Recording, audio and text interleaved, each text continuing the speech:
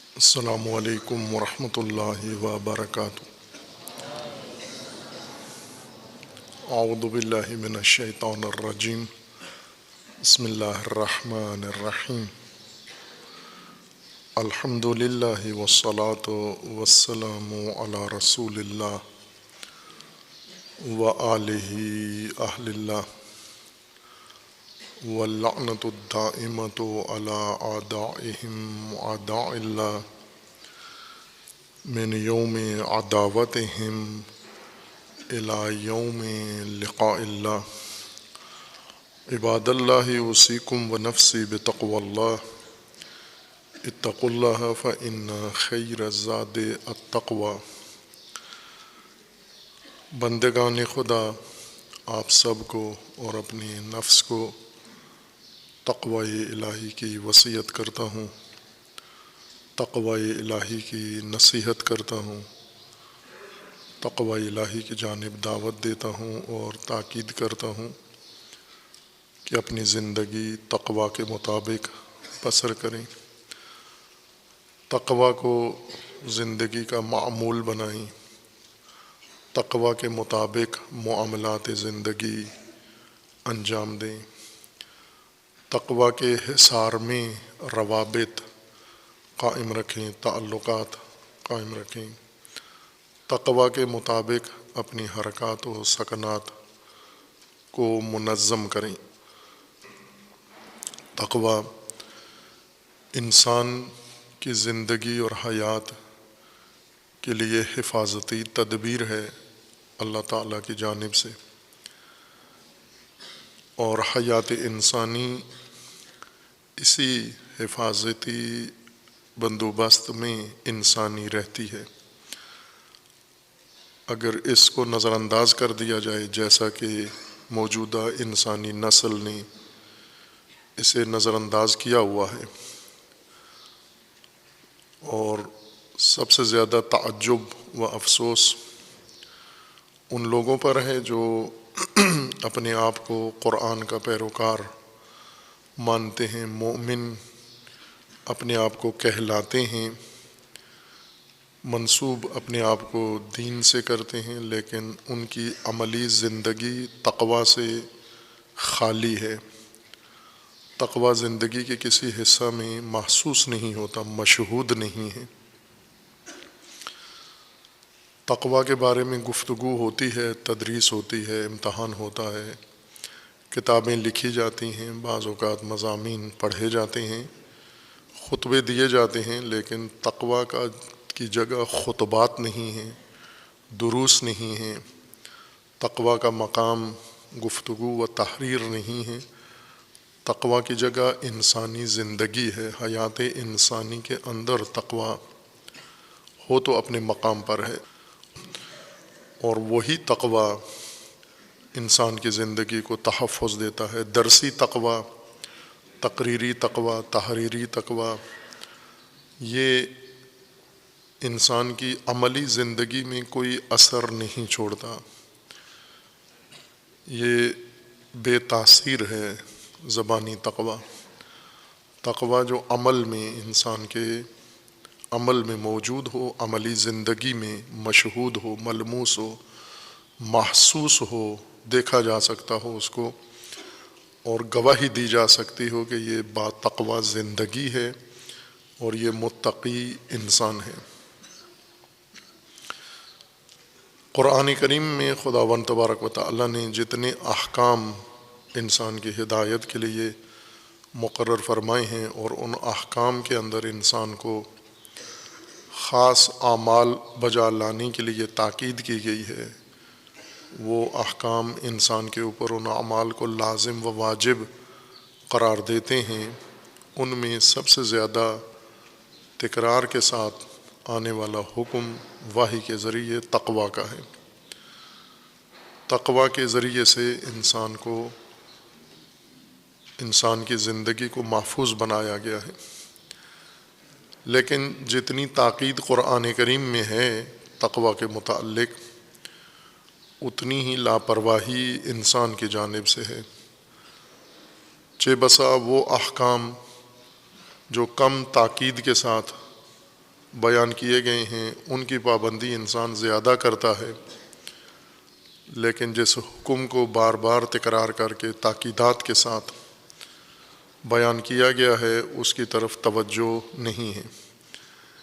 اس عملی زندگی میں تقویٰ کا نہ ہونا کئی اس کی وجوہات ہیں، متعدد عوامل ہیں اس کے جو قرآن کریم نے ذکر کیے ہیں۔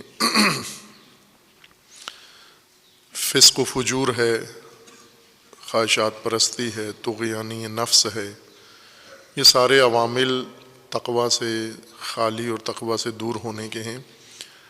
لیکن مجموعی طور پر ہم دیکھیں ایک بڑا عامل تقویٰ کی تفسیر اور تقویٰ کی وضاحت و معانی ہیں۔ اس طرح سے تقویٰ کو پیش کیا گیا ہے کہ جو عملی زندگی میں مشاہدہ نہ ہو۔ تقویٰ کو پرہیزکاری کا معنی دیا گیا ہے اور تقویٰ کو خوف اور ڈر کے ساتھ ترجمہ کیا گیا ہے، اور اس کا اصل معنی اس کی روح ترجموں کے اندر اور معنی و تفسیر کے اندر منتقل نہیں ہوئی، اور وہ حفاظت و صیانت حیات ہے، تحفظ دینا زندگی کو ان امور سے جو انسانی حیات کے لیے مضر ہیں، خطرناک ہیں، ضرر رساں ہیں، نقصان دہ ہیں، اور انسانی زندگی کو نابود کر سکتے ہیں، تباہ کر سکتے ہیں، انسانی مرحلے کو، زندگی کے انسانی رتبے کو تباہ کر سکتے ہیں، جیسا آج ہم مشاہدہ کر رہے ہیں کہ انسانی آبادیوں میں انسانی حیات کے آثار بہت کم ہیں۔ نباتاتی زندگی نظر آتی ہے، حیوانی زندگی نظر آتی ہے، اور سبوعانہ زندگی نظر آتی ہے، لیکن انسانی زندگی بہت کم مشہود ہوتی ہے۔ اور یہ آج نہیں، پہلے بھی تھا، جس طرح مولا رومی نے اپنے کلام میں اس نقطے کی نشاندہی کی ہے، اور ان کے بعد ان کے پیروکار علامہ اقبال نے اپنے مرشد کی عبارت کو اپنی نظم کا اور اپنی کلام کا حصہ بنایا ہے۔ دی شیخ با چراغ ہمیں گشت گرد شہر، از دی و دد ملولم و انسان مارزوست، کہ ایک دانا، ایک بزرگ، ایک حکیم دن کے وقت چراغ لے کر جستجو کر رہا تھا، تلاش کر رہا تھا پورے شہر کے اندر، اور اسے پوچھا کہ دن کے وقت چراغ لے کے کیا ڈھونڈ رہے ہو؟ تو اس نے کہا کہ یہ درندے، کیڑے مکوڑے، ان سے تنگ آ گیا ہوں، اکتا گیا ہوں، انسان ڈھونڈ رہا ہوں، انسان تلاش کر رہا ہوں۔ انسانی بستی میں چراغ لے کے انسان ڈھونڈ رہا ہے، یہی مراد ہے اس سے جو عرض کیا گیا ہے کہ انسانی مرتبہ ختم ہو جائے۔ یہ دو ٹانگوں والا پیکر جس کی جلد انسانی ہے، پیکر انسانی ہے، جسم، یہ انسانی حیات سے انسان کہلاتا ہے۔ فقط پیدا ہونے سے، پلنے بڑھنے سے، پھلنے پھولنے سے اور چرنے چگنے سے انسان نہیں بنتا۔ اگر فقط نشو و نما کر رہا ہے تو یہ نباتات ہے، اگر احساسات کا اظہار کرتا ہے، حرکات و سکنات انجام دیتا ہے، چراگاہوں میں چرتا ہے، کھانا کھاتا ہے، پکاتا ہے، تو یہ حیوان ہے، یہ انسان نہیں ہے۔ ان کاموں کے نتیجے میں انسانیت اس کے اندر جب پیدا ہوگی، خود محسوس ہو جائے گا کہ یہ مرتبہ انسانیت پر فائز ہو گیا ہے۔ ہمارے بزرگ اول سے بچوں کو جب تنبیہ کرتے ہیں تو سرزنش کا ایک جملہ، مذمتی جملہ استعمال کرتے ہیں، انسان بنو۔ ابھی بھی کہتے ہیں، اب کم کہتے ہیں، پہلے بزرگ زیادہ کہتے تھے۔ گھر کے اندر یا کسی بھی مجموعے میں کوئی انسان اگر شرارت کرتا ہے، شیطنت کرتا ہے، تو اس کو تنبیہ کے طور پر کہتے ہیں انسان بنو۔ اور یہ سب سے عالی امر بالمعروف ہے، اس سے بڑا امر بالمعروف موجود نہیں ہے، انسان بنو۔ چونکہ انسان بننے ہی آئے ہو، اور جب کہا گیا ہے انسان بنو، یعنی تمہارے اندر انسانیت نظر نہیں آ رہی، انسانیت کے آثار تمہارے وجود میں دکھائی نہیں دے رہے، انفرادی طور پر، خاندانی مرتبہ حیات میں، سماجی مرتبہ حیات میں، سیاسی شعبے میں، معیشتی کاروباری شعبے میں، اور دینی و مذہبی امور میں۔ آپ عبادت گاہوں میں جائیں اور لوگوں کے رویے دیکھیں، آپ کو کتنے انسانی رویے ملیں گے۔ ممبروں پہ بیٹھے ہوئے چیخنے چنگاڑنے والوں میں سے کتنے انسانی گفتگو کرتے ہیں، کتنے انسان لگتے ہیں کہ یہ انسان ممبر پہ بیٹھا ہوا ہے۔ رسول اللہ صلی اللہ علیہ وآلہ وسلم نے اپنی امت کے زوال کی ایک علامت بیان فرمائی تھی کہ میرے ممبر پر بندر چڑھ جائیں گے اور وہ میرے دین کی تضحیق کریں گے، استہزاء کریں گے۔ انسان نہیں اس کے اندر ہوں گے۔ انسان اگر ممبروں پہ ہوں درس انسانیت دیتے ہیں، انسان اگر عبادت گاہوں میں ہوں انسانیت نظر آتی ہے۔ یہ جو اپنے آپ کو کٹر مذہبی کہتے ہیں، ڈھونڈنے سے بھی انسانیت بعض کے اندر نہیں ملتی۔ یہی پشاور حادثہ و پشاور سانحہ جن عوامل نے کیا ہے، اتنی بے گناہ انسانوں کو شہید کیا ہے، اتنے چراغ گل کیے ہیں، یہ پورا مجموعہ، پورا سلسلہ، وہ مسلک جس نے ان کو یہ تعلیم دی ہے، جواز دیا ہے، وہ مدرسہ جس میں ان کی پرورش ہوئی ہے، وہ تنظیم جس میں ان کو تربیت دی گئی ہے، اور وہ مفتی جس نے اس کو رہنمائی کی ہے، وہ نظریاتی ان کے افراد، وہ سارے سب نے مل کر یہ حادثہ ایجاد کیا ہے۔ ان کے اندر انسانیت دور دور تک نظر نہیں آتی۔ سیالکوٹ میں آپ نے دیکھا ایک مہمان انجینئر آیا ہوا تھا اور فیکٹری کے اندر مینیجر کے فرائض انجام دے رہا تھا۔ کئی سو درندے وہاں پر اکٹھے ہوئے اور وہ درندگی کے ساتھ اس انسان کو مار رہے ہیں اور باقی یا سیلفیاں بنا رہے ہیں یا اس پہ سنگباری کر رہے ہیں۔ انسانیت آپ کو نظر نہیں آتی، اور وہ مذہبی نعرے بھی ساتھ لگا رہے ہیں اور مذہب کو بہانہ بنا کر یہ انسان سوز عمل انجام دے رہے ہیں۔ انسانیت کا زوال آج کے انسان اور آج کی نسل کی سب سے بڑا زوال اور نقصان ہے۔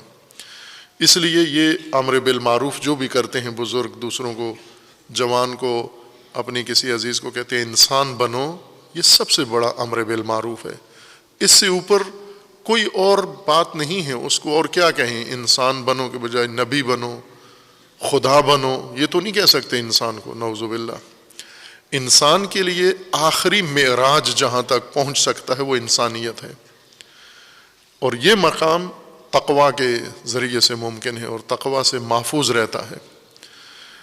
لیکن تقویٰ کو سمجھنے میں ہی انسان الجھن کا شکار ہو گئے ہیں، اور اپنی کم مائگی، کم علمی کا اظہار کرنے کے بجائے، اعتراف کرنے کے بجائے مفہوم تقویٰ کو تبدیل کر دیا ہے۔ بقول علامہ اقبال کے کہ خود بدلتے نہیں، قرآن کو بدل دیتے ہیں۔ خود بدلنا تھا آپ کو، اپنے آپ کو تبدیل کرنا تھا، تو قرآن کے معنی تقویٰ کو تبدیل نہیں کرنا تھا۔ کردئی تحریف حرف بکر را خیش را تعبیر کن یا تفسیر کن نئے ذکر را۔ مولا رومی کے بقول کہ کردئی تحریف حرف بکر را، جو بہت پاکیزہ لفظ تھا، جو بہت عالی شان بات تھی، اس کو تم نے بدل ڈالا۔ اپنے آپ کو بدلو، ذکر کو تبدیل نہ کرو، ذکر کو تغییر مت دو۔ قرآن ذکر ہے اور قرآن کے اندر تقویٰ یہ ذکر ہے، اس کو آپ محفوظ رکھیں۔ اور تقویٰ اتنا پیچیدہ عمل نہیں تھا جتنا بنا دیا گیا ہے۔ آسان لفظ تھا دیگر قرآنی معارف کی طرح، چونکہ قرآن کا اپنے بارے میں یہ کہنا ہے کہ قرآن یسر ہے، یسار ہے، آسان ہے، اور اللہ تعالیٰ نے بار بار تکرار کر کے فرمایا ہے لقد یسرنا القرآن، ہم نے قرآن کو آسان بنایا ہے، مشکل نصاب نہیں بنایا۔ جیسے عموماً مدرسوں کی نصابی کتابیں ہوتی ہیں کہ وہ کتابیں عمدن دشوار بنائی جاتی ہیں ان کے بقول، مدرسہ والوں کے بقول، کہ دشوار متن سے اور دشوار کتابوں سے، عبارتوں سے انسان فاضل بنتا ہے، عالم بنتا ہے۔ یہ بات کتنی درست ہے نادرست ہے یہ علیحدہ موضوع ہے، اور یہ نہیں دیکھتے کہ اس مشکل نصاب کے نتیجے میں کتنے انسان نصاب میں ناکام ہو جاتے ہیں، مایوس ہو جاتے ہیں ان کتابوں کی مشکل و پیچیدگی کی وجہ سے۔ تو قرآن کا اسلوب کیوں نہیں آپ اپناتے نصاب دین بناتے ہوئے، نصاب مدرسہ بنائے؟ تو لقد یسرنا القرآن، ہدایت کا نصاب تو آسان بنایا گیا ہے، لیکن یہی پیچیدہ کتابیں جو لکھی گئی ہیں ادبیات میں اور باقی فنون میں، انہوں نے قرآن میں وہ ساری پیچیدگیاں منتقل کر دی ہیں۔ اتقو قرآن کا حکم ہے، فرمان ہے اللہ تعالیٰ کا، اتقی فرمان ہے۔ کیا معنی بنتا ہے؟ ڈرو۔ اس کا ترجمہ کر دیا ڈرو۔ کیوں ڈر کیوں معنی کر دیا، پرہیز کیوں معنی کر دیا ہے؟ اس لیے کہ آگے لکھا ہوا ہے اللہ، اس میں جلالہ ہے، اتق اللہ، اتق اللہ، خوب اللہ سے ڈرو ہی بنتا ہے۔ یہاں پر پرہیز معنی نہیں کرتے کہ اللہ سے پرہیز کرو، اللہ سے دوری اختیار کرو، یہاں ڈر معنی کرتے ہیں، لیکن باقی آیات کے اندر پرہیز معنی متقین یعنی پرہیزگار۔ اتقو ڈرو۔ کیوں حفاظت معنی نہیں کر رہے؟ چونکہ اللہ اور حفاظت کو کس طرح آپس میں ہم آہنگ کریں تاکہ یہ آیت صحیح ترجمہ ہو اور پھر الجھن نہ ہو، پیچیدگی نہ ہو۔ اشارہ کیا تھا اس تقوی کے معنی کے لیے جو مطالب تھے ابتدائی جو سمجھنے میں مدد دیتے ہیں، وہ بیان کیے ہیں اس انداز سے کہ عوام کو بھی سمجھ میں آ جائیں۔ قرآن عوام کی کتاب ہے۔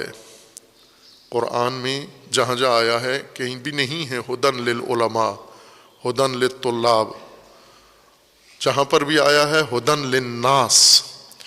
ناس عوام الناس کو کہتے ہیں، طبقاتیت کے بغیر۔ جب انسانوں کو طبقات میں تقسیم کر دیا جائے، پھر ان کے الگ طبقات بن جاتے ہیں، جیسے عورتیں، جیسے مرد، جیسے اصناف ہیں۔ قرآن نے ان اصناف و طبقات کا بھی کثرت سے ذکر کیا ہے، لیکن جب قرآن کی بات آئی ہے تو ساتھ وضاحت کے ساتھ بیان کیا ہے کہ قرآن ہدن للناس ہے، عوام الناس کے لیے ہے، تمام انسانوں کے لیے، کسی طبقے کی تخصیص کے بغیر، اور عوام کے لیے ہے چونکہ لہٰذا لقد یسرنا، ہم نے اس کو آسان بنایا ہے، آسان بنایا ہے اس لیے کہ عوام کے سمجھ میں آ جائے۔ یہ بعد میں قرآن علوم کا ہو گیا شکار، اور علوم نے آ کر اس میں پیچیدگیاں پیدا کرنا شروع کی، ورنہ عہد رسول اللہ صلی اللہ علیہ وآلہ وسلم میں رسول اللہ بغیر کسی واسطے کے خود عوام کو قرآن سمجھاتے، پڑھتے، اور ان کو سمجھ میں آ جاتا تھا۔ رسول اللہ کے بعد ایک مدت تک صحابہ فقط یہی کام کرتے، قرآن کی آیات مبلغین بیان کرتے، انہی بدوؤں کو، ان پڑھوں کو، ان کو سمجھ میں آ جاتی، وہ سمجھ جاتے تھے۔ کبھی بھی انہوں نے نہیں کہا کہ یہ پیچیدہ بات ہے ہمیں سمجھ میں نہیں آتی، سب سمجھ جاتے تھے اور اس کے اوپر عمل بھی کرتے تھے۔ لیکن بعد میں آہستہ آہستہ پھر مدرسے بنے، نصاب بنے، علوم وضع ہوئے، ان علوم نے پیچیدگیاں پیدا کیں، اور ان پیچیدگیوں کے زد میں قرآن بھی آ گیا، اور پھر ان پیچیدگیوں کے ساتھ جب قرآن ترجمہ کیا گیا تو اب عوام الناس کی سمجھ میں نہیں آتا، جبکہ آسان نصاب ہے اور سب کے لیے ہے۔ یہ دو خصوصیات ہمیشہ قرآن جب بھی کھولو تو یہ دونوں چیزیں ذہن میں رکھو، ایک ہدن للناس، سب کے لیے، عوام کے لیے ہدایت ہے، اور دوسرا آسان ہے، لقد یسرنا القرآن، قرآن بہت آسان ہے، سب کے لیے ہے اور آسان ہے۔ پھر انسان کے اندر آمادگی آ جاتی ہے۔ یہ طلاب کو جب تعلیمی مہارتوں کا درس دے رہے تھے تو وہاں ذکر کیا کہ مثلا درس پڑھانا بھی ایک مہارت ہے، درس پڑھنا بھی ایک مہارت ہے۔ یہ مہارت اپنے اندر طلاب ایجاد کریں تو مشکل ترین دروس ان کے لیے آسان ہو جاتے ہیں، اور اسی طرح معلمین اگر درس کی مہارت اپنے اندر پیدا کریں تو پڑھانا ان کو بہت آسان ہو جاتا ہے۔ سمجھانا، تبیین کرنا۔ کئی اساتید ایسے ہوتے ہیں جو آسان ترین بات کو پیچیدہ کر کے، الجھا کے، لمبا کر کے، اور اس کو اس طرح سے کرتے ہیں کہ اگر نہ کرتے درس تو ویسے سمجھ میں آ جانی تھی، اس گفتگو کے بعد، ان کی تدریس کے بعد وہ درس طلاب کے پلے نہیں پڑتا۔ ان درسی مہارتوں میں یہ عرض کیا تھا کہ ذہنی آمادگی کے ساتھ درس پڑھنے آئیں، ذہن کو آمادہ کریں۔ آمادہ ذہن کو کرنے کا ایک نقطہ یہ ذکر کیا تھا، وہ مفصل گفتگو ہے، اس میں ایک نقطہ یہ بیان کیا تھا کہ ذہن کو آمادہ کرنے کا مطلب یہ ہے کہ آپ جس درس کو پڑھنے جا رہے ہیں اس کے بارے میں آپ کے جو ذہن کے اندر جو محفوظات ہیں، تلقینات ہیں، جو استادوں سے یا بڑے طلاب سے یا عام لوگوں سے آپ نے سنی ہوئی ہیں کہ یہ علم جو میں پڑھنے جا رہا ہوں یہ بہت مشکل علم ہے، یہ مشکل کتاب ہے، یہ تلقینات ہیں۔ ابھی موجودہ طلاب بھی ان تلقینات کے اندر ہی گزر رہے ہیں، پڑھ رہے ہیں۔ ہم نے بھی ایسا جب طالب علمی شروع کی تو درس سے پہلے درس کے بارے میں تلقینات، جیسے میت کو، مردے کو کندھا ہلا کے کہا جاتا ہے نا کہ افہم یا فلاں، اعلم افہم، اے مردے کندھا بھی ہم ہلا رہے ہیں تیرا، تو کندھا بھی ہلانے کے قابل نہیں رہا، بالکل مردہ ہے، تو سمجھ کہ بعد میں پھر وہ ساری تکرار کرتے ہیں مردے کو۔ تلقین ہمیشہ مردے کو کی جاتی ہے، زندہ کو تعلیم دی جاتی ہے۔ تلقین کا مطلب یہ ہے کہ آگے مردہ بیٹھا ہوا ہے، نافہم، اور اس کو یہ آپ سنا رہے ہیں۔ کیا سناتے تھے؟ فلاں علم بہت مشکل ہے، یہ کتاب بہت مشکل ہے، یہ تو سمجھ میں نہیں آتی۔ بعض اوقات اساتید اپنی کرامت بیان کرنے کے لیے علوم کے بارے میں غلط تلقین کر بیٹھتے ہیں طلاب کو، یعنی یہ بتانے کے لیے کہ یہ کتاب جو میں پڑھا رہا ہوں فقط میں ہی پڑھا سکتا ہوں، ورنہ اس روئے زمین پر اور کوئی نہیں ہے جو یہ کتاب پڑھا سکے۔ اب اس میں طالب علم نے استاد کی عظمت تو نہیں لی، وہ تو دعویٰ ہے، اور دعوے عموماً لوگ قبول نہیں کرتے، لیکن یہ اس نے مان لیا کہ یہ بہت مشکل ہے، یہ کتاب، یہ علم بہت دشوار ہے، یہ ذہن میں طالب علم لے کر درس میں آتا ہے۔ اور ذہن سے جو سگنل انسان کا نکلتا ہے، جو شعاعیں ذہن چھوڑتا ہے، انسان کے تمام نظام کے اوپر ان کا اثر ہوتا ہے۔ اگر آپ یہ اپنے آپ کے ذہن کو، اپنے آپ کو تلقین کر کے آئیں کہ یہ تو کوئی مشکل بات نہیں ہے، بہت آسان بات ہے، وہی چیز آپ کو آسان لگنا شروع ہو جائے گی۔ آسان ترین مطلب کو آپ کہیں یہ بہت مشکل ہے، وہی مشکل لگنا شروع ہو جائے گا۔ آمادگی کام کو آسان بنا دیتی ہے، اس لیے آمادگی کے لیے پہلے اہتمام کیا جاتا تھا کہ یہ معدات اور یہ مستعدات جن کے ذریعے سے لوگ طالب علم میں آمادگی آتی ہے، پہلے وہ ذہن میں اپنے ایجاد کریں، پھر اصل کام آسان ہو جائے گا۔ جیسے مشکل کوئی آسان کام بھی ہیں، عملی کام ہے، جسمانی کام ہے، کسی کو کہیں یہ ہے طلاب، اب تو میں بے توفیق ہو گیا ہوں، طلاب کی ورزش میں حاضر نہیں ہو سکتا، جب خود حاضر ہو کے ان سے ورزش کرواتا تھا تو بعضوں کے لیے دوڑنا وہ سمجھتے تھے موت ہے، تلقین کی ہوئی تھی کہ دوڑو گے تو مر جاؤ گے، ہلتے نہیں تھے، قدم نہیں اٹھا سکتے، لیکن جب انہی کو بتایا کہ یہ آپ کی صحت کے لیے ضروری ہے اور آسان ہے تو وہ دوسروں سے تیز دوڑنے لگے، ورزش کرنے لگے۔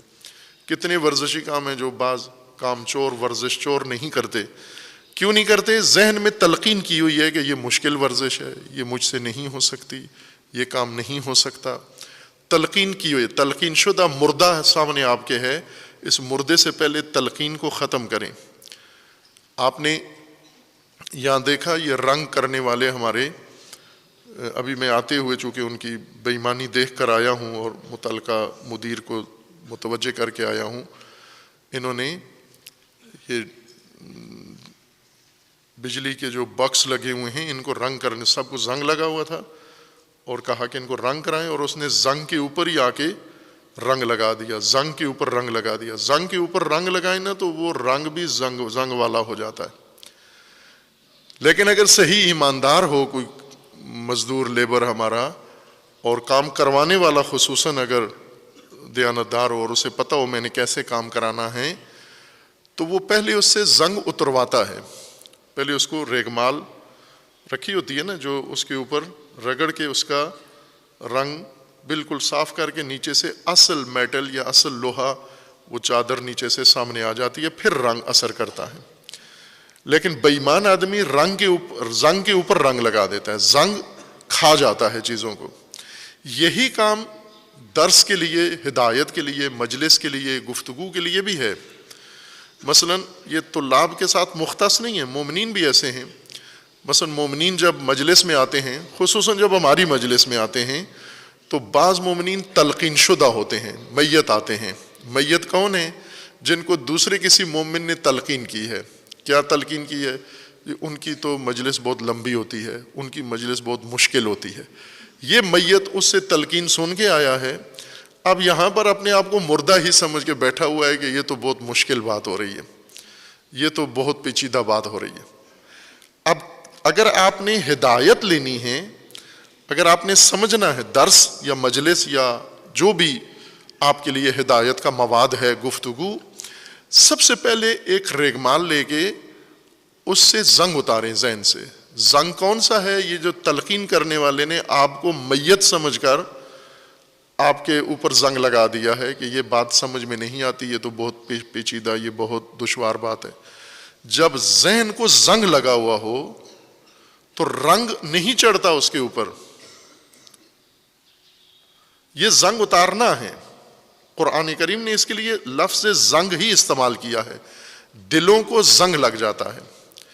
یہ زنگ، یہی تلقینات، یہی عادات، یہی سنی سنائی باتیں، تقلیدات سے زنگ لگ جاتا ہے، آمادگی ختم ہو جاتی ہے.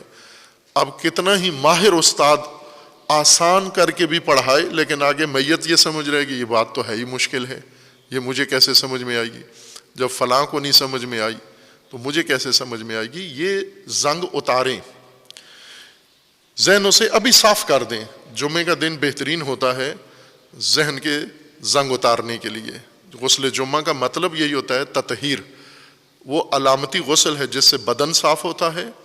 علامتی کام کے پیچھے ایک حقیقی کام ہوتا ہے قلبی، اور وہ ہے روح اور دل کی میل کچیل اتارنا. جمعہ کے لیے آمادہ ہو کر آنا.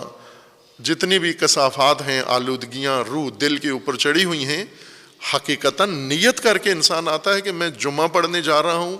کیا کرنے جا رہا ہوں؟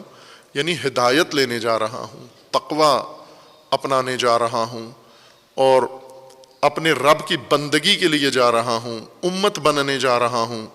میں بہت بڑا کام، بڑے ایک ہدف کے لیے جا رہا ہوں. اگر ذہن کو یہ تلقین لے کر آئیں پھر جمعے کا لطف کچھ اور ہوتا ہے. لیکن اگر یہ کہے کہ یہاں تو صرف لوگوں کی باتوں سے بچنے کے لیے جا رہا ہوں، پھر بور ہوتا ہے. عموماً خطبے کے آخر میں آتا ہے. جمعہ میں سب سے دلچسپ موضوع خطبہ ہونا چاہیے، لیکن سب سے بور لگتا ہے ان لوگوں کو جو زنگ چڑھا ہوا ہے دل کے اوپر. یہ زنگ اتار کے لائیں. یہ جو رسول اللہ کا فرمانا تھا 3 جمعے مسلسل اگر کوئی نہ آئے تو منافق ہے. منافقت زنگ ہے نا، ایک یہ بھی ایک زنگ ہے، اور دھونا چاہیے اس زنگ کو. نماز جمعہ میں یہ زنگ دھلتا ہے، منافقت ختم ہوتی ہے انسان کے وجود سے. لیکن یہ تلقین کر کے جب آتا ہے کہ مشکل ہے، فلاں ہے، تو پھر کچھ بھی حاصل نہیں ہوتا، الٹا تھکن اور اکتاہٹ انسان کو محسوس ہوتی ہے. اور یہ جو فرامین ہیں ائمہ اطہار کے، رسول اللہ کے، ان کو تو ہم ویسے تبرکاً سنتے ہیں، ورنہ ان کو کبھی بھی سنجیدہ نہیں لیتے. اور ان کے بارے میں بالکل مومنین کا پکا خیال یہ ہے کہ یہ ویسے انہوں نے جذبات میں فرما دیے، نعوذ باللہ، ورنہ یوں نہیں ہے کہ ہم ان کو سمجھ کر ان کے اوپر عمل کریں. جیسے مثلا 3 جمعے لگاتار جو ترک کرتا ہے منافق ہے. ایک تو جو نہیں آتا 3 لگاتار ترک کرتا ہے بغیر عذر کے، وہ سیریس نہیں لیتا، وہ کہتا ہے یہ رسول اللہ فرماتے رہتے ہیں، ان کی باتوں کو اتنا سیریس نہ لو. باقی بھی نہیں لیتے. مثلاً واقعاً ہم منافق سمجھتے ہیں ان لوگوں کو جو 3 جمعے لگاتار نہیں آتے، کہیں بھی جمعہ نہیں پڑھتے، باقی لوگ ان کو منافق سمجھتے ہیں، منافق والا رویہ ان کے ساتھ رکھتے ہیں کہ آپ تو منافقت میں ہو بھائی. کوئی بھی نہیں سمجھتا اس کو منافق. بس یہ جو رسول اللہ نے فرمایا یہ کدھر جائے گا؟ خوب یہ رسول اللہ فرماتے رہتے ہیں، آئے ہی کچھ فرمانے کے لیے، مبعوث اس لیے ہوئے تھے کچھ فرماتے رہیں. ہم نے سیریس نہیں لینا، ہم اپنی روٹین پر رہیں. وہ جس کو منافق کہتے ہیں ہم اسے منافق نہیں سمجھنا، وہ جس کو مومن کہتے ہیں ہم نے اسے مومن نہیں سمجھنا. تو یہ تو توہین رسالت ہے، یہ توہین مذہب ہے، یہ جھٹلانا ہے، تکذیب ہے. ارأیت الذی یکذب بالدین، دیکھے ہیں دین جھٹلانے والے. خوب یہ روزمرہ ہم جھٹلاتے ہیں. رسول اللہ نے فرمایا یہ فاسق فاجر ہیں، ہم ان کو نہیں سمجھتے فاسق فاجر. تو سیریس ہو جائے نا، پھر سمجھے نا جس کو رسول اللہ منافق کہہ رہے ہیں تو منافق ہے وہ. اور منافق کے کئی رسول اللہ نے معیار بتائے ہیں، کئی معیار رسول اللہ سے. جو امیر المومنین سے محبت نہیں کرتا منافق ہے. وہ اس کو سیریس لینا. رسول اللہ نے فرمایا ہے، اہل سنت کی کتابوں میں ہے، شیعہ کتابوں میں ہے، ہر جگہ مسلمات میں سے ہے کہ رسول اللہ نے منافقت کی علامات میں سے ایک یہ علامت بیان کی ہے. تو اسے سمجھے نا منافق. اگر نہیں ہے اس کے دل میں محبت علی تو منافق ہے وہ. یہی وہ معیارات ہیں جنہیں ہم نے لینا ہے. عزیزان، جب قرآن فرما رہے کہ آسان ہے قرآن تو سمجھو اس کو، سیریس لو، آسان ہے. اور تلقین جو زنگ چڑھا ہوا ہے یہ اتارو. جمعہ میں آنے سے پہلے یا درس پڑھنے سے پہلے یا مجلس سننے سے پہلے یا مطالعہ سے پہلے زنگ اتارو ذہن کا. زنگ یہ تلقینات ہیں کہ یہ تو بڑی پیچیدہ بات ہے، یہ تو بڑی مشکل بات ہے، یہ تو مجھے سمجھ میں نہیں آتی. کیوں نہیں آتی؟ اگر آپ انسان ہو تو یہ تو انسانوں کے لیے ہدایت ہے، ہدن للناس، اور وہ بھی آسان ہدایت ہے. یہ کیوں سمجھ میں نہیں آتی آپ کی؟ تلقین کی وجہ سے نہیں آتی. ان تلقینات کو جھٹک دیں کہ یہ سب غیر ضروری ہیں، یہ سب بےہودہ باتیں ہیں. جو چیز اللہ نے انسان کے لیے بنائی ہے وہ انسان کو سمجھ آتی ہے. قرآن انسان کے لیے نازل کیا ہے، بس قرآن انسان کو سمجھ آنا چاہیے. انسان باور کر لے کہ قرآن جب میرے لیے ہے تو مجھے سمجھ آنا چاہیے قرآن. تلقینات ختم کریں، بہت سارے کام آپ کے آسان ہو جائیں گے. عملی زندگی میں بھی ایسا ہی ہے، گھروں میں بھی ایسا ہی ہے. اگر کسی آدمی کو کہیں آپ صبح اٹھا کرو، یہ تو بہت مشکل ہے صبح اٹھنا. تلقین، اس میت کو کسی نے تلقین کر دی ہے، یا خود اپنے آپ کو منفی سگنل دیے ہیں اس نے کہ صبح اٹھنا بہت مشکل ہے، پابند وقت پہ پہنچنا بہت مشکل ہے، اس ادب کو اختیار کرنا بہت مشکل ہے، وہ ضابطہ اور نظم اختیار کرنا بہت مشکل ہے. یہ زنگ ہے. اس زنگ کو اتاریں تو آمادگی آ جاتی ہے. آمادگی کے ساتھ آئیں ہم. بس تقویٰ کے متعلق یہ زنگ اتار دیں کہ تقویٰ کو پیچیدہ مفہوم ہے، بہت آسان اور سادہ مطلب ہے. تقویٰ کا لفظ وقایا سے بنا ہے، واقعی سے بنا ہے، جس کا لغوی معنی حفاظت ہے. حفاظت بھی اس چیز کی جو بہت حیاتی نوعیت کی ہو، اس کی حفاظت کے لیے وقایا، واقعی، تقویٰ کا لفظ استعمال ہوا ہے. جو حیاتی نوعیت کی چیزیں نہیں ہیں، بے شک قیمتی ہوں لیکن حیاتی نوعیت کی نہیں ہے، حیات کا دار و مدار ان پر نہیں ہے، ان کی حفاظت کے لیے دیگر الفاظ عربی زبان میں اور قرآن میں استعمال ہوئے ہیں. ان کے لیے یہ اصطلاح استعمال نہیں کی گئی. بس وقایا کے ذریعے، تقویٰ کے ذریعے، واقعی کے ذریعے جس کی حفاظت کا حکم ہے، یہ ہمیں مسلم ہونا چاہیے کہ وہ بہت بنیادی حیثیت والی چیز ہے. دوم، جس چیز سے بچانا ہے، محفوظ رکھنا ہے، وہ مہلک ہے، وہ نابود کنندہ ہے اس حیاتی شے کے لیے، مضر ہے، اس سے اس کو بچانا ہے. تیسری چیز جو تقویٰ کے مفہوم کے اندر آسانی سے آپ سمجھ سکتے ہیں اور سمجھ چکے ہیں، وہ وسیلہ اور ذریعہ ہے. جس چیز کو ہم نے سپر اور وقایا یا حفاظت کا وسیلہ بنانا ہے، یہ ذریعہ ہمارے پاس ہونا چاہیے. ہمیں معلوم ہونا چاہیے کہ اس سے اس کو بچانا ہے. بچانا کس چیز کو ہے، کس کے نقصان سے بچانا ہے، وہ نقصان دہ چیز کیا ہے اور اس کا نقصان، اور اسی طرح وسیلہ کیا ہے جس کی مدد سے ہم نے بچانا ہے. اس کی لغوی مثالیں پیش کی تھیں. گھوڑے کی پیٹھ بچانی ہے تو زین کے ذریعے بچاتے ہیں، گھوڑے کا پاؤں بچانا ہے تو نال کے ذریعے بچاتے ہیں، جنگجو کا سر بچانا ہے کھوپڑی تو وہ خود کے ذریعے بچاتے ہیں، اگر اس کا سینہ بچانا ہے تو سپر کے ذریعے، ڈھال کے ذریعے بچاتے ہیں۔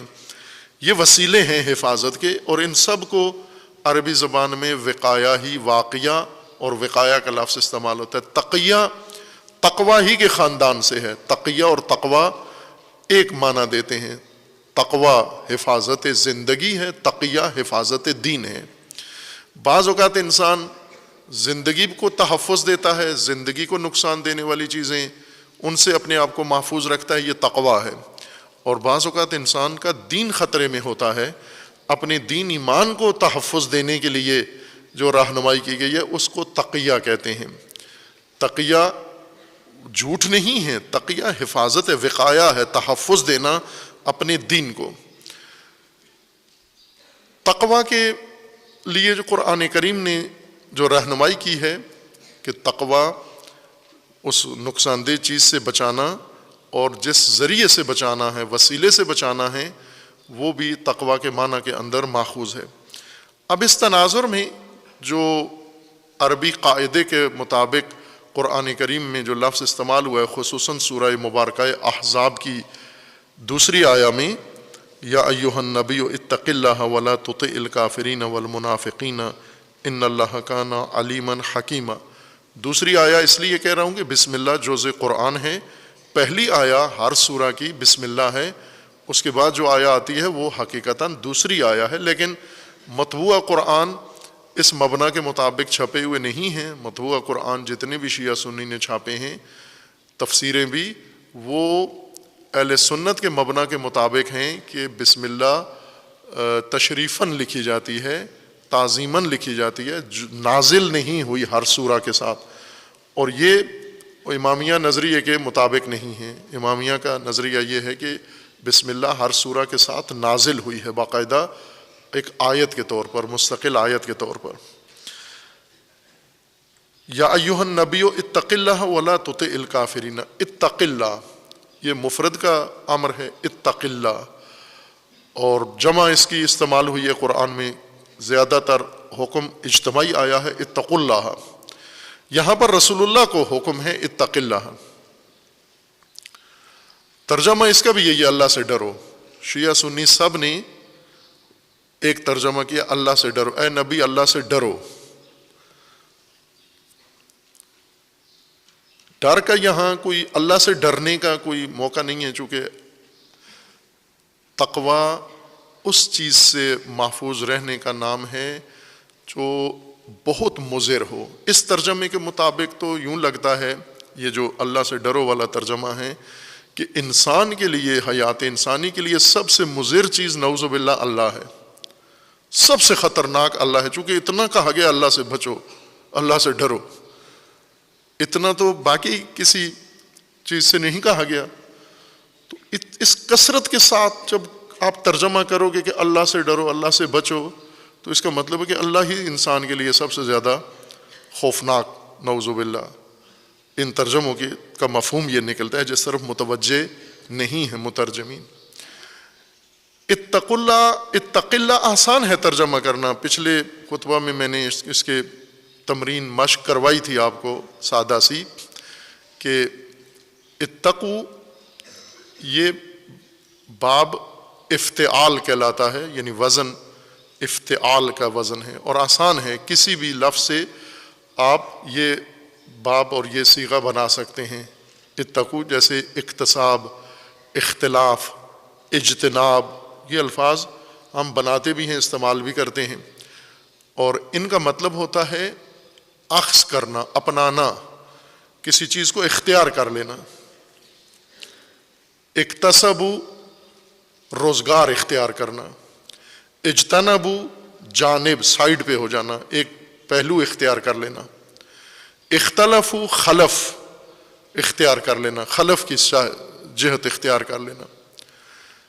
اور اس سے فراوان الفاظ ہیں، اردو میں رائج ہو چکے ہیں، آپ استعمال بھی کرتے ہیں، متوجہ نہیں ہوتے کہ ان کا معنی کیا ہے۔ اختیار کرنا اس باب کا معنی ہوتا ہے جہاں بھی افتعال کے قالب میں سانچے میں کوئی لفظ ڈال دیا جائے اس کا مطلب ہوتا ہے اختیار کرنا.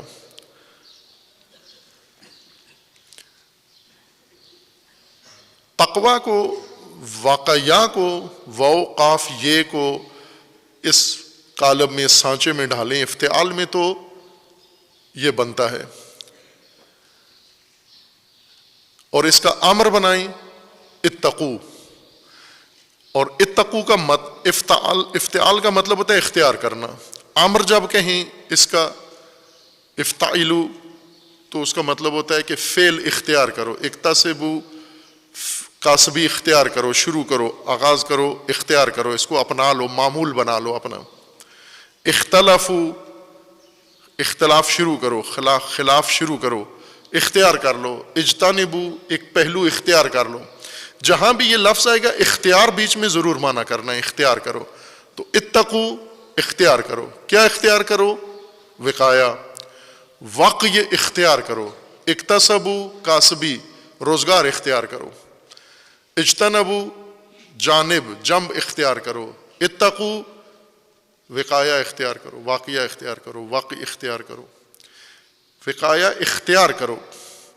خوب وقایا یعنی وہ محافظ چیز، وہ جو آپ کو تحفظ دے گی اسے اپنا لو، اسے اختیار کرو، اس کو اپنا معمول بنا لو. وہ کیا ہے؟ اللہ. اتقوا اللہ، نہ کہ اللہ سے بھاگو ڈرو. انسانی زندگی کے لیے خوفناک خطرہ اللہ کی طرف سے ہے. اللہ کی طرف سے انسان کو خطرہ نہیں ہے. خطرات انسان کو دیگر پہلوؤں سے اور دیگر جوانب سے ہیں. اللہ کی طرف سے کیا خطرہ ہے انسان کو؟ اللہ نے تو حیات دی ہے، اللہ نے انسان کی حیات کے لیے اتنا اہتمام فرمایا ہے. اللہ کی جانب سے انسان کی زندگی کو کیا خطرہ ہے؟ تاکہ اللہ سے ڈرو اور اللہ سے بچو. آپ اللہ کو اپنی حیات کی حفاظت کے لیے وسیلہ اختیار کرو، محافظ بنو. اللہ کو تقوی کا ذریعہ بناؤ.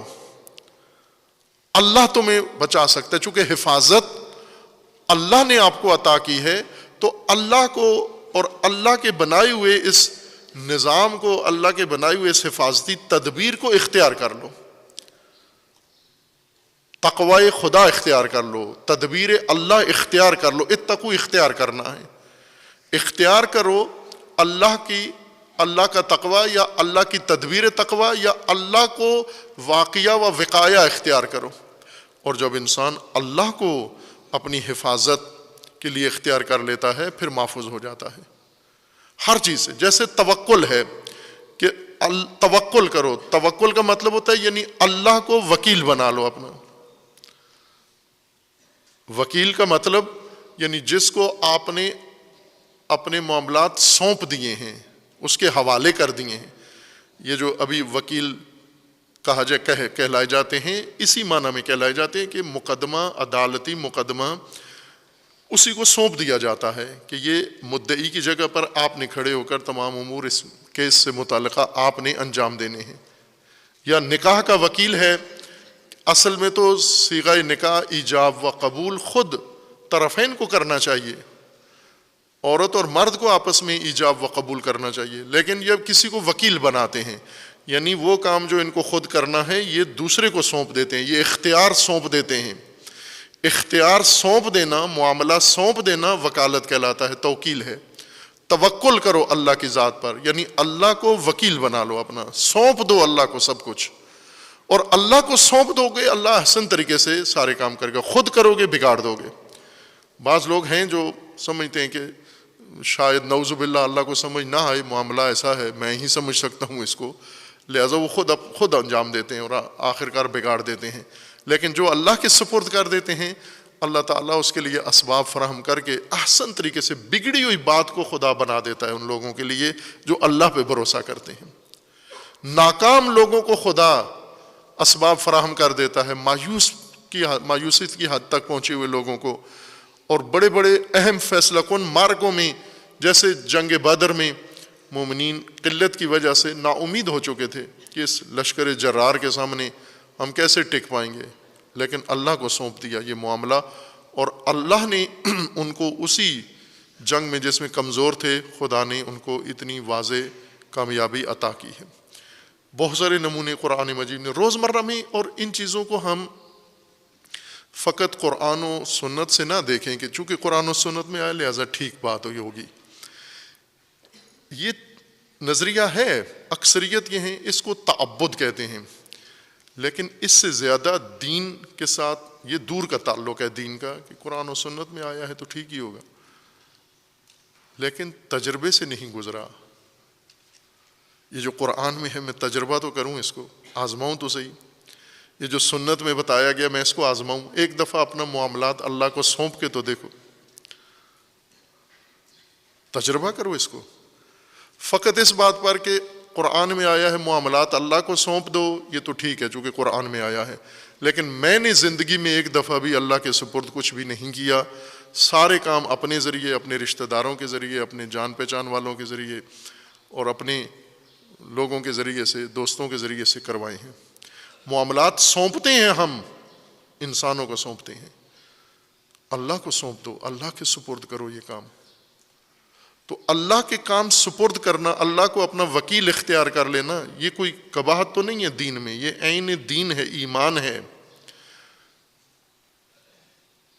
اور اللہ کی ذات کو حفیظ، محافظ اپنا بنانا، یہ تو منع نہیں ہے، یہ عین دین ہے، یہ ایمان ہے کہ آپ اللہ کی ذات کو اپنی حیات کی حفاظت کے لیے اختیار کرو۔ خب اللہ نے حفاظت کی پوری تدبیر مقرر کی ہوئی ہے، بندوبست کیا ہوا ہے، وہ ساری اپناؤ۔ اتق اللہ، اللہ وقایا اللہ کو اختیار کرو، واقعہ اللہ کو اختیار کرو۔ کس سے؟ منافقین سے۔ اتق اللہ، اللہ سے ڈرو۔ اب اس آیت کا ترجمہ رائج ترجموں کے مطابق یوں کیا گیا ہے، یا ایھا النبی اتق اللہ، اے نبی اللہ سے ڈرو، ولا تطع الکافرین والمنافقین، یعنی 3 خطرے آپ کو درپیش ہیں، ایک اللہ کی طرف سے، اللہ سے بھی بچو، دوسرا کفار سے، تیسرا منافقین سے۔ یہ کیا ترجمہ ہے یہ؟ نعوذ باللہ، کہ رسول اللہ ان 3 خطرات سے اپنے آپ کو بچائیں۔ رسول اللہ کو حفاظت کے لیے اختیار کریں، اللہ کی تدبیر اختیار کریں۔ خطرہ کس کی طرف سے ہے؟ کفار اور منافقین کی طرف سے۔ وہ خطرہ کیا ہے؟ وہ یہ ہے کہ انہوں نے ماحول ایسا بنایا ہوا ہے آپ کے گرد کہ آپ کو اس میں بعض اوقات مجبور کر دیتے ہیں کہ آپ ان کی ایما کے مطابق فیصلہ کریں اور ان کی ایما کے مطابق اقدام کریں۔ ہرگز ان کے مشورے، ان کی تجاویز، ان کے بنائے ہوئے ماحول کی زد میں آ کر آپ نے عمل نہیں کرنا، بلکہ اللہ کو آپ نے اپنے تحفظ کے لیے، چونکہ ظاہر منافقین اور کفار خطرہ تھے، اس خطرے سے بچاؤ کا کیا طریقہ ہے؟ کوئی محفوظ طریقہ ہے کفار اور منافقین سے انسان اپنے آپ کو محفوظ رکھے؟ ہے، اور وہ ہے اللہ کی ذات۔ یا ایھا النبی اتق اللہ ولا تطع الکافرین والمنافقین ان اللہ کان علیما حکیما۔ اور جیسا پہلے اشارہ کیا تھا کہ قرآن کریم کی آیات میں جو الفاظ استعمال کیے جاتے ہیں اللہ کی جانب سے وحی میں اختیار کیے گئے ہیں، ان الفاظ کا آپس میں ایک دوسرے کے ساتھ بڑا گہرا تعلق ہوتا ہے، اور وہ تمام الفاظ اور ان کے معانی کا آپس میں تعلق ہے۔ اور تقویٰ کا معنی ان تمام آیات کے الفاظ کے ساتھ جڑا ہوا ہے۔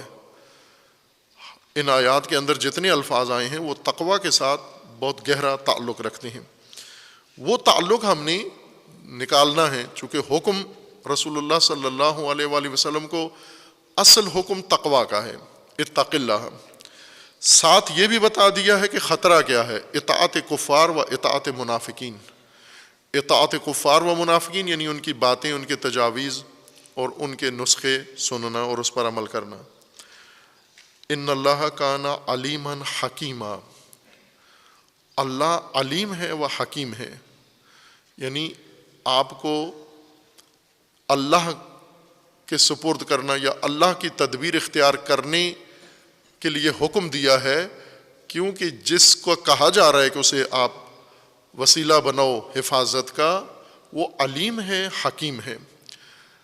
جتنے خطرات کفار و منافقین کے ہیں، جتنی سازشیں، جتنے منصوبے چالیں ان کی ہیں، وہ سب اللہ کے علم میں ہیں۔ چونکہ اب آپ حفاظت کے لیے اس کا سہارا لے رہے ہو جو علیم ہے، آپ کے دشمن کی ہر چیز سے آگاہ ہے۔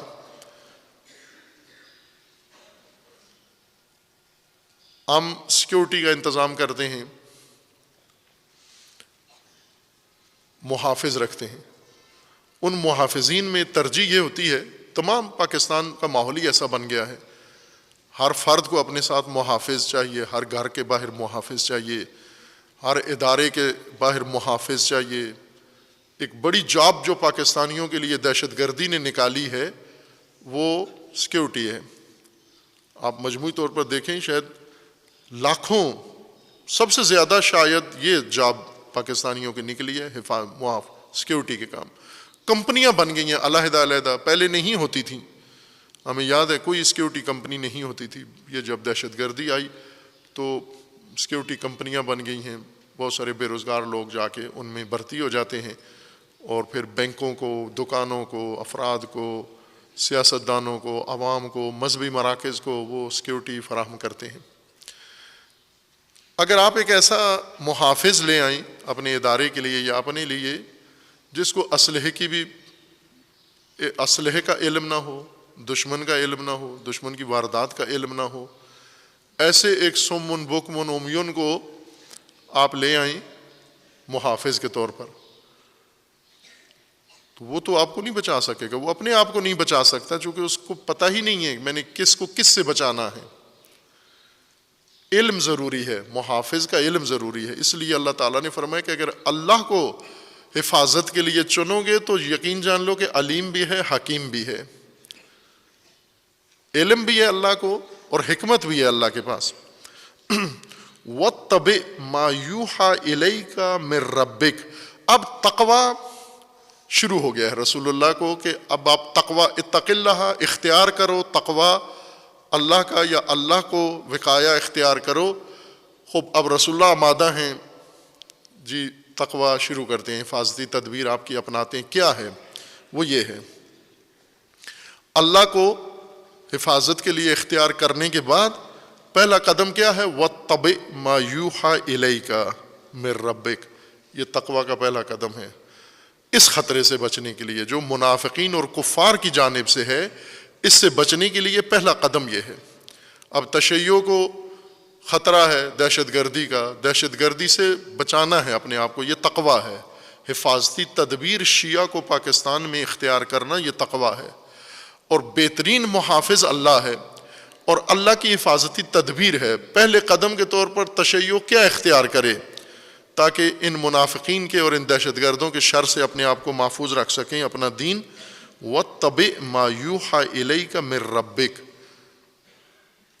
آغاز یہ حفاظتی تدبیر کا پہلا قدم یہ ہے کہ اتباع وحی کرو، جو اللہ کی طرف سے نازل ہوا ہے اس کی پیروی کرو، مکمل طور پر اس کو عملی کرو، نافذ کرو اس کو۔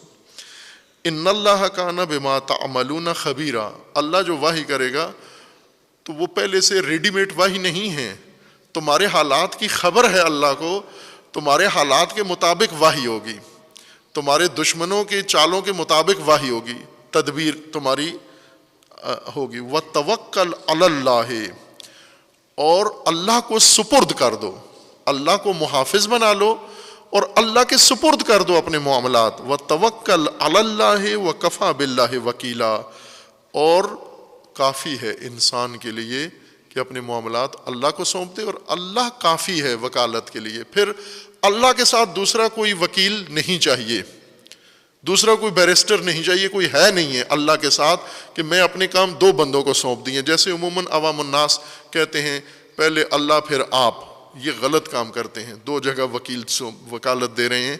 اور اللہ نے فرمایا کہ جو مجھے اور میرے ساتھ کوئی شریک بنا کے وکالت دے تو میں وہ ساری اسی شریک کو دے دیتا ہوں۔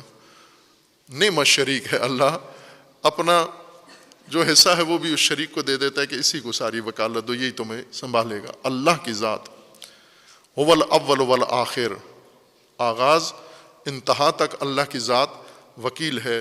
پس اتق اللہ، اللہ کو حفاظت کے لیے اختیار کرو، خطرہ کفار و منافقین سے ہے، اور تقویٰ کے طور پر جو عملی روش ہے تقویٰ کا، حکم اللہ کا، وہ اتباع وحی خدا ہے، اس کے مطابق آپ عمل کرو۔ خوب اس کو ہم تطبیق کریں اپنے اوپر۔ تشیع کیا کرے؟ رات تکریم شہداء کی مجلس میں عرض کیا تھا، ابھی بھی انشاءاللہ یہ جو مناسبات حالات میں گفتگو ہوگی اس میں اشارہ ہوگا۔ تشیع کیا اختیار کرے؟ یہی وقت ہے تشیع کے لیے، تقویٰ کا۔ میں نے سورہ آل عمران کی آیت پڑھی تھی، اور اس میں اللہ تعالیٰ نے تقویٰ حفاظت کے لیے جو تدبیر بیان کی ہے وہ وَاصْبِرُوا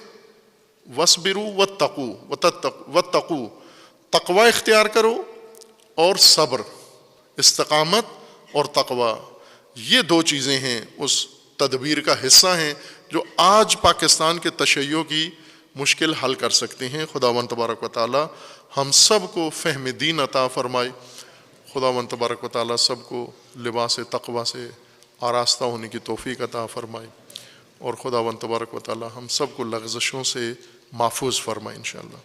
اعوذ باللہ من الشیطان الرجیم، بسم اللہ الرحمن الرحیم، انا اعطیناک الکوثر فصل لربک وانحر ان شانئک هو الابتر۔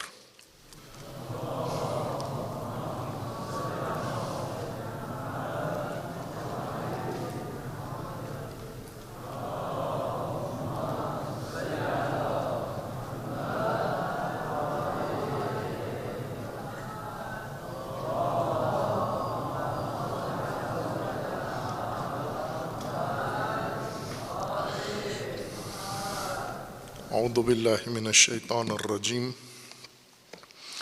بسم اللہ الرحمن الرحیم، الحمد للہ والصلاة والسلام علی رسول اللہ وآلہ اہل اللہ، سیما علی امیر المؤمنین علی ابن ابی طالب علیہ الصلاۃ والسلام، و فاطمۃ الزہرا سیدۃ النساء العالمین، والحسن والحسین سیدی شباب اہل الجنہ وصبطی الرحمہ، وعلی بن الحسین ومحمد بن علی وجعفر بن محمد وموسیٰ بن جعفر وعلی بن موسیٰ ومحمد بن علی وعلی بن محمد والحسن بن علی والحجۃ بن الحسن القائم المنتظر المہدی، وجج اللہ علی عبادہ وامناؤہ فی بلادہ، واللعن علی اعدائہم اجمعین من الآن الی قیام یوم الدین۔ عباد اللہ اوصیکم ونفسی بتقوی اللہ، اتقوا اللہ فإن خیر الزاد التقوی۔ بندگان خدا، آپ سب کو اور اپنے نفس کو تقوی الہی کی وصیت کرتا ہوں، تقوی الہی کی نصیحت کرتا ہوں، تقوی الہی کی جانب دعوت دیتا ہوں اور تاکید کرتا ہوں کہ اپنی زندگی تقوی کے مطابق بسر کریں، تقوی کے زیر سایہ زندگی گزاریں، تقوی کی بنیاد پر نظام زندگی قائم کریں۔ تقوی حفاظتی تدبیر ہے اللہ تعالیٰ کی جانب سے تحفظ حیات انسان کے لیے، اور تقوی کی عملی شکل، نظام تقوی، زندگی کے اوپر تطبیق شدہ تقوی، وہ تجربہ جو انسان کو تقوی کا نظام آسانی سے سمجھا سکتا ہے، عملی تقوی و تطبیق شدہ تقوی ہے۔ قرآن کریم کے اندر تقوی بیان ہوا ہے جس کو تبیین کی ضرورت ہے، تفسیر کی ضرورت ہے، اور اس کو نفاذ کی ضرورت ہے۔ اللہ نے ہم پر یہ لطف اپنا احسان تمام کیا ہے کہ ہمیں جہاں پر قرآن کی شکل میں تقوی کی تعلیم دی ہے، وہیں پر خداوند تبارک و تعالیٰ نے تجرباتی تقوی، نافذ تقوی، عملی تقوی بھی ہمارے لیے فراہم کیا ہے، اور وجود امام ہے، اور خصوصاً امام المتقین امیر المؤمنین علیہ الصلاۃ والسلام کی حیات مبارکہ و سیرت طیبہ عملی تقوی کا نمونہ ہے، اور یہ مومنین کے لیے تقوی کو، حفاظتی تدبیر کو اور آسان کر دیتا ہے۔ امیر المومنین علیہ الصلاۃ والسلام کا فرمان ہے حکمت 103 میں، وَرُؤِيَ عَلَيْهِ إِزَارٌ خَلَقٌ مَرْقُوعٌ فَقِيلَ لَهُ فِي ذَلِكَ فَقَالَ، امیر المومنین علیہ السلام کو دیکھا گیا کہ آپ کا پیراہن، آپ کا لباس پیوند خوردہ ہے، سلا ہوا ہے، پھٹا ہوا تھا، پھر جس جگہ سے پھٹا ہوا تھا اس کو پیوند لگایا گیا، تھگلی لگائی گئی، تھگلی خوردہ تھا، تھگلی زدہ تھا۔ خلق پوسیدہ و پرانا تھا، استعمال شدہ، جو زیادہ استعمال کر کے گھس گیا ہو جو لباس، اس کو خلق کہتے ہیں، اور مرقوع جو پھٹ گیا ہو اور اس کے اس جگہ کو رفو کیا گیا ہو، اس کو رفو کر کے سیا گیا ہو۔ اور یہ امیر المومنین علیہ الصلاۃ والسلام کی حکومت کے زمانے کا ماجرا ہے۔ آپ بعنوان خلیفہ رسول اللہ اور بعنوان امیر المومنین امام و حاکم وقت جب اس عظیم سلطنت کے سربراہ تھے تو یہ لباس آپ کے زیب تن تھا۔ سوال بنتا تھا اور سوال کیا لوگوں نے کہ فقیل لہ فی ذالک، پوچھا گیا یہ کیا ماجرا ہے، آپ کے پاس کمی تو کسی چیز کی نہیں ہے، پھر یہ لباس کیوں پہنا ہوا ہے آپ نے؟ امیر المومنین علیہ السلام نے فرمایا یخشع لہ القلب وتدل بہ النفس ویقتدی بہ المؤمنون۔ تین دلیلیں، تین وجوہات، تین سبب امیر المومنین علیہ الصلاۃ والسلام نے بیان فرمائے اس مندرس پوسیدہ لباس کے اور رفو کیے گئے لباس سے۔ ایک یہ کہ دل نرم کرتا ہے یہ لباس، دوسرا اس سے نفس انسان کا رام ہو جاتا ہے، تسلیم ہو جاتا ہے، اور تیسری حکمت یہ ہے کہ مومن اس لباس میں میری اقتداء کر سکتے ہیں، پیروی کر سکتے ہیں۔ میں اگر اس طرح کا لباس پہنوں تو ہر آدمی پہن سکتا ہے اس طرح کا، اگر اس سے ہٹ کر کوئی لباس پہنوں تو میں تو پہن لوں گا لیکن دوسرے یہ لباس نہیں پہن پائیں گے، اقتداء مشکل ہو جائے گی۔ خب یہ تین حکمتیں جو امیر المومنین علیہ الصلاۃ والسلام نے ذکر فرمائی ہیں، یہ سمجھنا ضروری ہے چونکہ اس سے غلط فہمی بھی ہو سکتی ہے اور ہوئی ہے لوگوں کو۔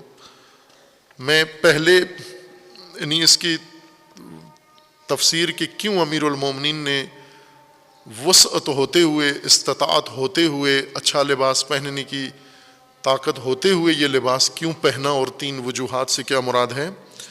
پہلے اس خطبے کی تائید میں ایک اور خطبہ آپ ملاحظہ فرمائیں جو امیر المومنین علیہ السلام کے اسی مطلب کو ذکر کرتا ہے، اور بلکہ رسول اللہ صلی اللہ علیہ وآلہ وسلم کی سیرت بھی اس کے اندر حضرت نے بیان فرمائی ہے۔ اس خطبہ مبارکہ میں پہلا حصہ امیر المومنین علیہ الصلاۃ والسلام نے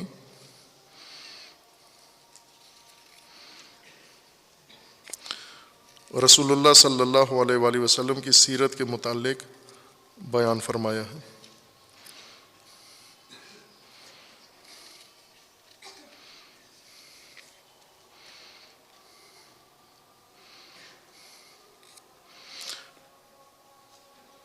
خطبہ اس نہج البلاغہ کی ترتیب کے مطابق، نہج البلاغہ کے کئی نسخے ہیں، ایک نسخہ ہے جو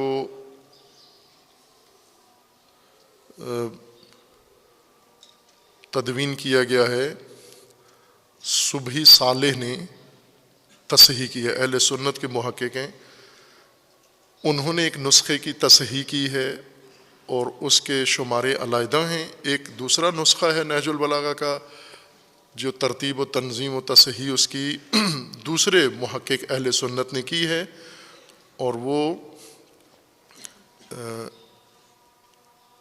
مصر کے معروف شخصیت ہیں، مفتی اعظم مصر کے رہے ہیں، انہوں نے ابن عبدو، ان کا نسخہ ہے محمد ابن عبدو کا. یہ دونوں اہل سنت کے اکابرین میں سے ہیں. ان کے ہی دو نسخے ایران میں بھی، عراق میں بھی، پاکستان میں بھی. مفتی صاحب نے بھی اسی نسخے کا، ظاہراً محمد ابن عبدو کے نسخے کا ترجمہ کیا ہے. 158 نمبر خطبہ مفتی جعفر حسین علی اللہ مقامہ کے ترجمے کے مطابق ترتیب کا ہے، اور دوسرے نسخے کا صبح صالح کا 160 شمارہ بنتا ہے. یہ 158 ہے. یہ خطبہ یہاں سے شروع ہوتا ہے: امرہ قضاء و حکمت و رضا و امان و رحمہ اللہم لک الحمد. یہ اسی طرح سے جاری ہے تاکہ کہ رسول اللہ صلی اللہ علیہ وآلہ وسلم کے ذکر مبارک پر پہنچتا ہے. وَلَقَدْ كَانَ فِي رَسُولِ اللَّهِ كَافٍ لَكَ فِي الْأُسْوَةِ. خطبہ 158 میں امیر المومنین فرماتے ہیں کہ رسول اللہ کا اسوہ تمہارے لیے کافی ہے، رسول اللہ کا زندگی کا طرز و نمونہ تمہارے لیے کافی ہے. وَدَلِيلٌ لَكَ عَلَى ذَمِّ الدُّنْيَا وَعَيْبِهَا. اور رسول اللہ نے جو دنیا کی مذمت کی ہے، سرزنش کی ہے، وہ کافی ہے. وَكَثْرَةِ مَخَازِينِهَا وَمَسَاوِيهَا إِذْ قُبِضَتْ عَنْهُ أَطْرَافُهَا وَوُطِئَتْ لِغَيْرِهِ أَكْنَافُهَا. دنیا کا دائرہ رسول اللہ کے لیے تنگ تھا، اور رسول اللہ کے علاوہ باقی جو مخالفین تھے ان کے لیے دنیا کے دروازے کھلے تھے. رسول اللہ کے لیے جوانب پہلو تنگ تھے، محدود دنیا تھی، اور دوسروں کے لیے بہت کھلی تھی دنیا. وطئت لغیرہ اکنافها وفطم عن رضائها. یہ جو آپ نے علماء سے سنا ہوا ہے کہ فاطمہ سلام اللہ تعالیٰ علیہا کا اسم شریف، اس کی وجہ تسمیہ ذکر کی گئی ہے نا کہ فاطمہ فاطمہ یعنی جس کو جدا کر دیا گیا ہو، علیحدہ کر دیا ہو. یہی لفظ رسول اللہ کے لیے علی علیہ السلام نے استعمال کیا، وہ فاطمہ ان رضائها، اور دنیا کا دودھ پینے سے رسول اللہ کو دور کر دیا. یہ وہ مراد نہیں ہے شیر رسول اللہ کسی ماں کے علاوہ کسی کا نہیں پیتے، وہ بات نہیں ہے. دنیا کا دودھ، دنیا دودھ لے کر آتی ہے تو رسول اللہ کو یہ دودھ ممنوع قرار دیا کہ آپ نے دنیا سے نہیں پینا دودھ. وَزُوِّيَ ان وَإِن شِئْتَ سَنَّيْتُ. اور اگر چاہتے ہو میں اور مثال دوں انبیاء میں سے تو موسیٰ علیہ السلام کی مثال ہے. سنّیتُ میں دوسری مثال دیتا ہوں، بموسیٰ کلیم اللہ علیہ السلام اذ یقول.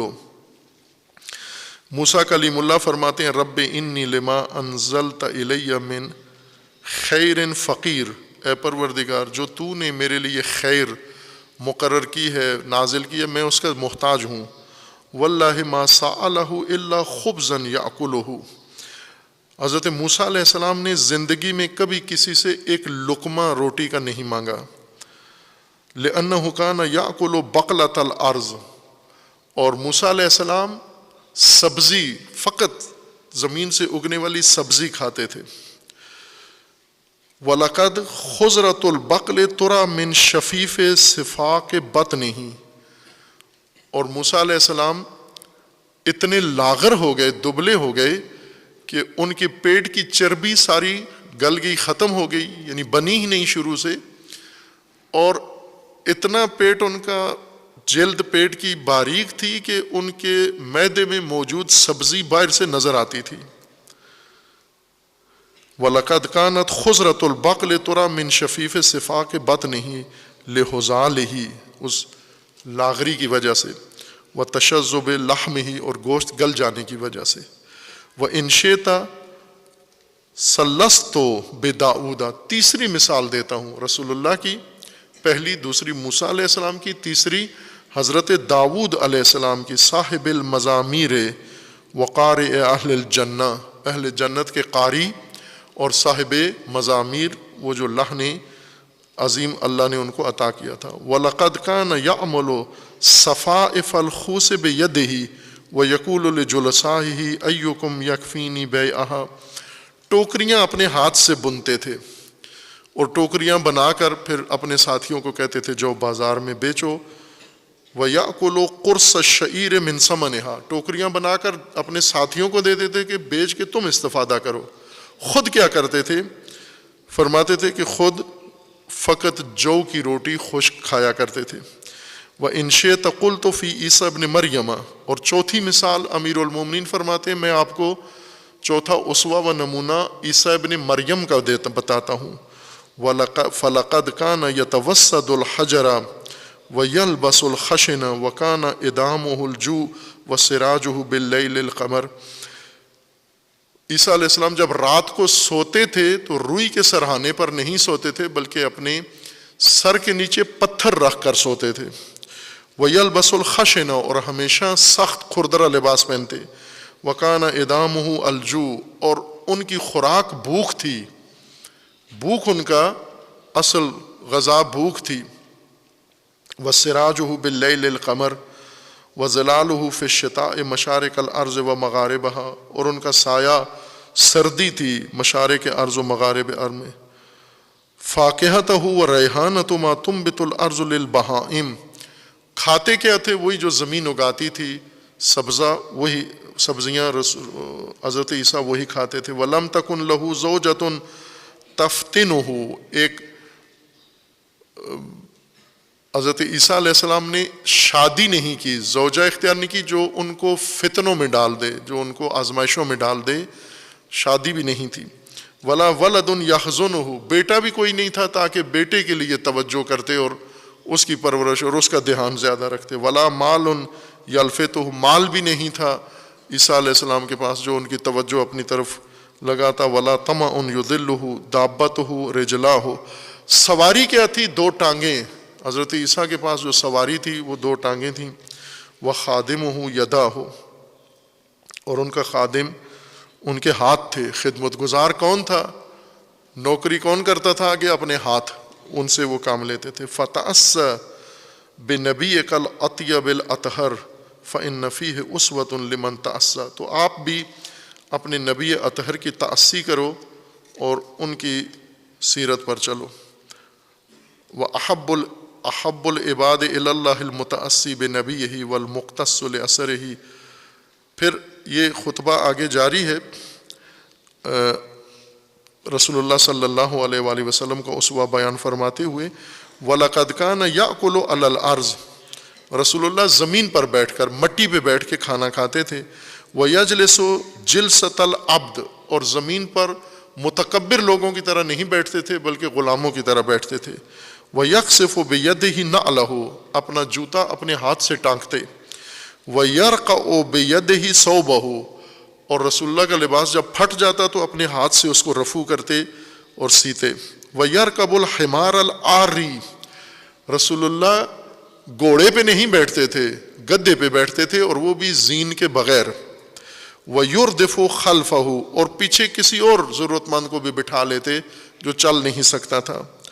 وَيَكُونُ السِّتْرُ عَلَى بَابِ بَيْتِهِ فَتَكُونُ فِيهِ التَّصَاوِيرُ، ایک دن رسول اللہ گھر تشریف لائے تو دروازے پر ایک رنگین کپڑا تصاویر والا آویزاں دیکھا جو کسی اور جگہ سے لایا گیا تھا، خوبصورت پردہ گھر کے دروازے پہ لٹکا ہوا تھا۔ اپنی زوجہ سے فرمایا یا فلانا، اپنی زوجہ سے حکم دیا اے فلانا، لِإِحْدَى أَزْوَاجِهِ، اپنی ایک زوجہ کو، غیبیہ انی، یہ پردہ اتار میری آنکھوں کے سامنے سے، جب تک میری نگاہ اس پردے پہ پڑ رہی ہے میں اذیت میں ہوں۔ فإنی اذا نظرت الیہ ذکرت الدنیا وزخارفها، یہ پردہ جو کچھ میرے لیے تصویر بنا کے پیش کر رہا ہے وہ دنیا اور اس کی جو زخارف ہیں وہ۔ فأعرض عن الدنیا بقلبہ وامات ذکرها، خوب اسی طرح آگے یہ مطلب جاری ہے اور امیر المومنین اسی خطبہ میں آخر میں آ کر اپنے بارے میں فرماتے ہیں کہ میں اس وقت کس صورتحال میں ہوں۔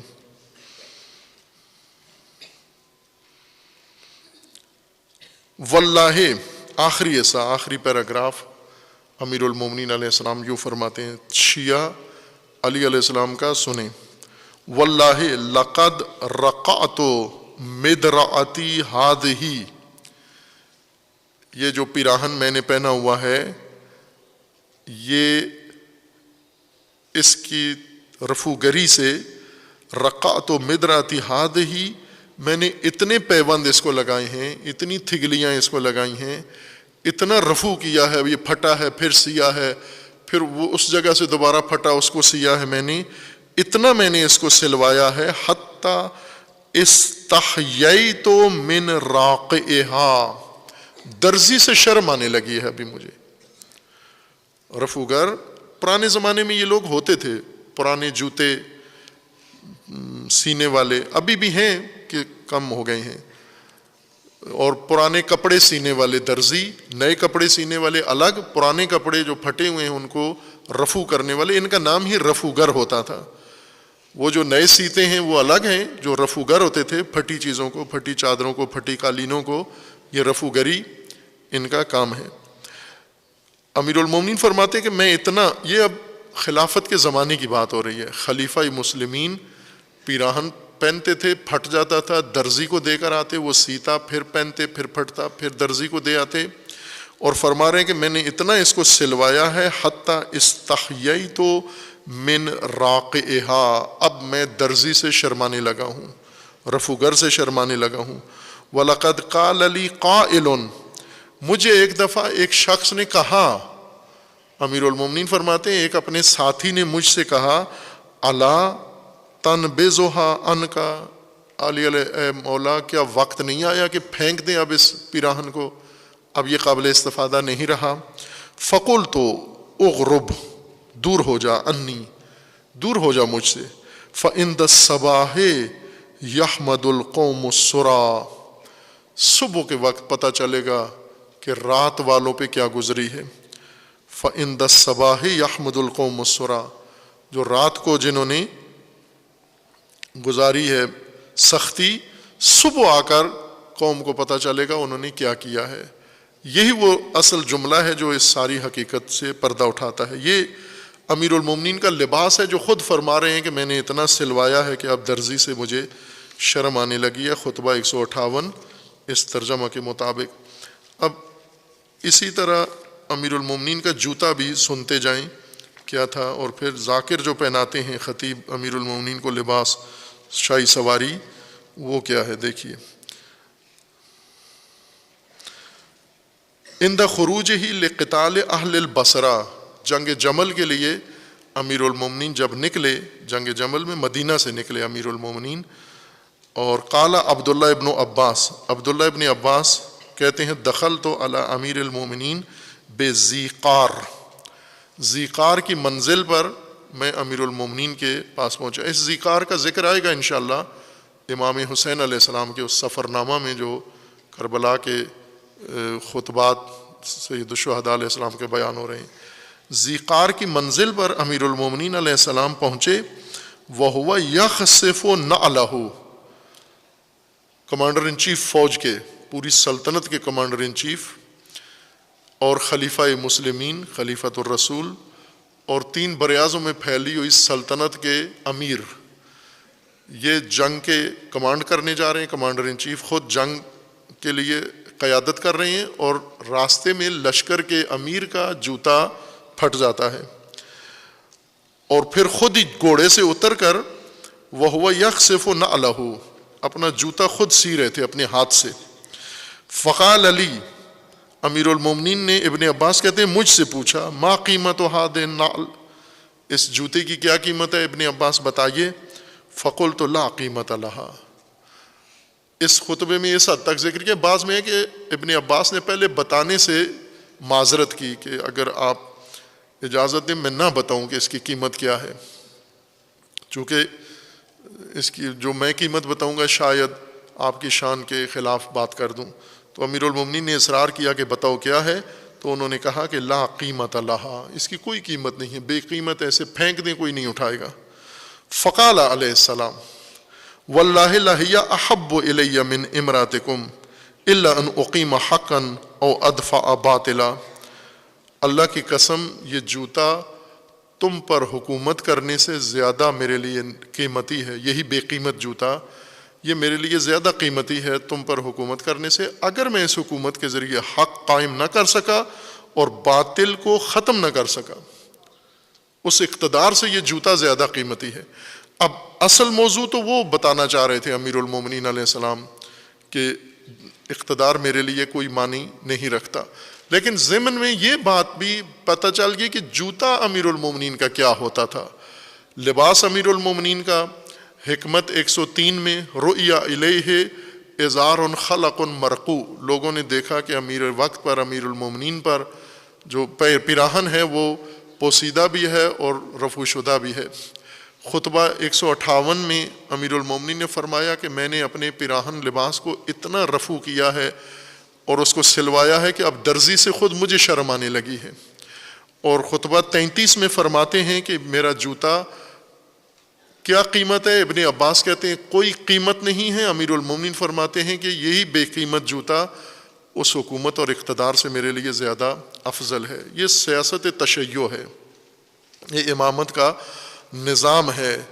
تشیع اگر جمہوریت کے اس کشتی سے اترے اور امامت کے کشتی میں سوار ہو، نجات کی کشتی میں، تو نہج البلاغہ میں ان کو عملی تقویٰ، تجربہ شدہ تقویٰ، تطبیقی طبقہ، نافذ تقویٰ نظر آئے گا جو امیر المومنین علیہ السلام نے بیان فرمایا ہے۔ اب اس حکمت کی تفسیر کرنی ہے کہ دنیا استطاعت رکھتے ہوئے یہ کیوں یہ لباس اختیار کیا، یہ جوتا، اس کو خود امیر المومنین علیہ السلام نے بیان فرمایا ہے، یہ بعد میں انشاءاللہ بیان ہوگا۔